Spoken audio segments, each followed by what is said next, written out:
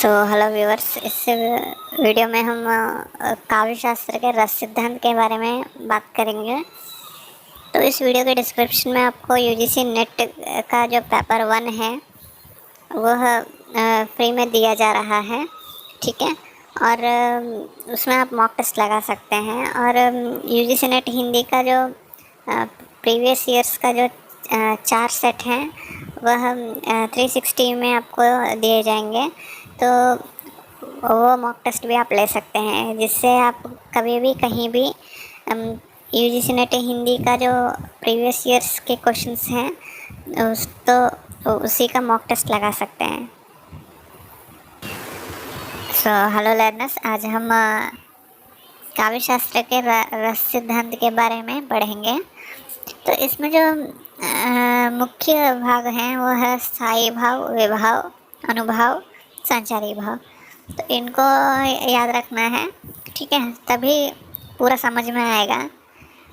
तो जब भी रस सिद्धांत के बारे में हम पढ़ते हैं तो बहुत जल्दी ही भूल जाते हैं। तो इसके बहुत से कारण हैं, तो इसको हम सरलता से समझने का प्रयास करेंगे। तो इसमें देखिए, जो स्थायी भाव है वह 9 प्रकार का होता है। स्थायी भाव का मतलब होता है जो मनुष्य में पहले से है, उसको बनाया नहीं जा सकता, क्योंकि वो पहले से ही मनुष्य में है, ठीक है। तो उसको आधार बनाकर अन्य भाव आते हैं, ठीक है।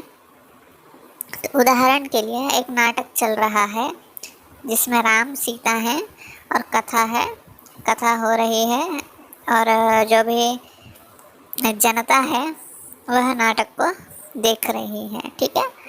तो अब यहाँ पर देखिए हम जो स्थायी भाव है दर्शक के अंदर, ठीक है, वह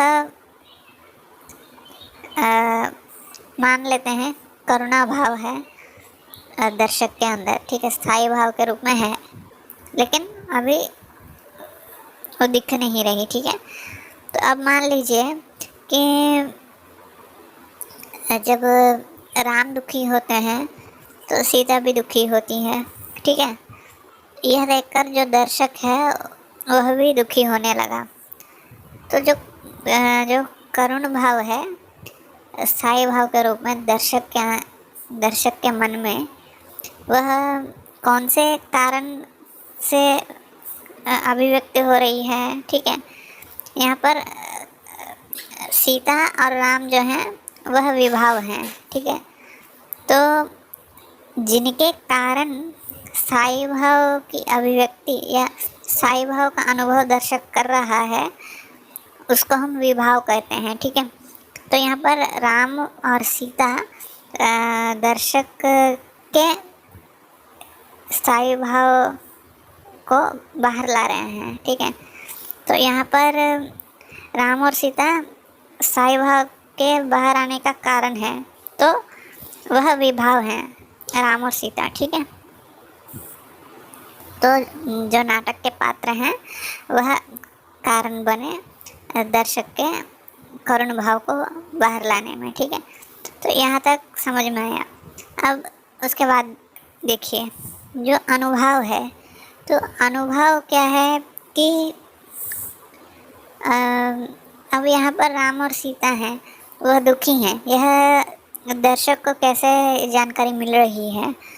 तो यहाँ पर उनकी जो चेष्टा है, बाह्य चेष्टा है, उसके कारण, ठीक है। अब राम दुखी हैं तो उनके जो चेहरा है तो चेहरे में उसका भाव दिख ही रहा होगा, और जो भी सीता हैं वह भी दुखी हैं, तो इसका भी जो बाह्य चेष्टा है वो दिखती है, ठीक है। या सजने का जो तरीका होता है उससे भी सुखी हैं या दुखी हैं ये जानकारी मिल जाती है। तो जो भी बाह्य चेष्टाएं या जो भी बाह्य वातावरण जो स्थायी भाव को प्रकट करने वाली बाह्य चेष्टाएं हैं उनको हम अनुभाव कहते हैं, ठीक है।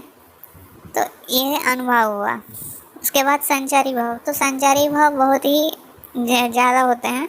मुख्य रूप से 33 होते हैं, ठीक है। उसी प्रकार से अनुभव मुख्य रूप से 4 होते हैं, आंगिक, वाचिक, आहार्य, सात्विक, ठीक है। तो वो अनुभव हैं।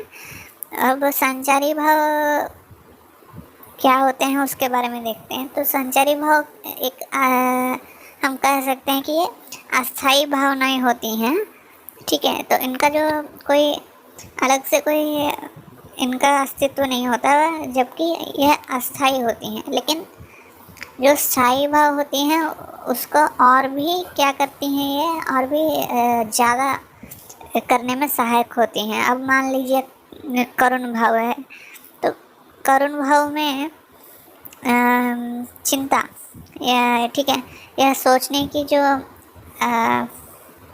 चेष्टा होती है, तो यह सब संचारी भाव क्या है, संचारी भावों में आती हैं, ठीक है। तो चिंता हो गया, या फिर किसी को ज़्यादा पसंद करना, ये भी एक प्रकार की संचारी भाव होती हैं। तो ये सभी स्थायी भाव को और भी ज़्यादा करती हैं, ठीक है। तो तो यह भाव क्या है कि स्थिर रूप से नहीं बनी रहती, जबकि स्थायी भाव जब एक निश्चित स्थान पर पहुंच जाता है, मतलब एक निश्चित स्थान पर ज़्यादा हो जाता है, तो यह संचारी भाव नहीं रहती, मतलब रह भी सकती हैं या फिर नहीं भी रह सकती हैं। तो इस प्रकार होता है इनका काम। लेकिन स्थायी भाव को ये बहुत एक स्तर तक पहुंचाती हैं। तो ये होता है संचारी भाव, ठीक। तो अगले वीडियो में हम इनका जो स्थायी भाव, विभाव, अनुभव, संचारी भाव है, इनके जो प्रकार हैं उसके बारे में भी देखेंगे। तो याद रख लीजिएगा, यही मेन होता है, ठीक है। ये जो 4 भाग हैं उसको याद करने से बहुत सारे प्रश्न इन्हीं में से आते हैं। फिर इनमें जो प्रकार हैं उनसे बहुत कम ही आती हैं, ठीक है। तो विशेष रूप से स्थायी भाव, विभाव का मतलब होता है कारण, अनुभव का मतलब होता है बाह्य वातावरण या बाह्य चेष्टाएं, ठीक है। तो पात्र के जो बाह्य चेष्टाएं हैं वह अनुभव में आती हैं, ठीक है। तो इस प्रकार समझ सकते हैं। तो सभी का धन्यवाद।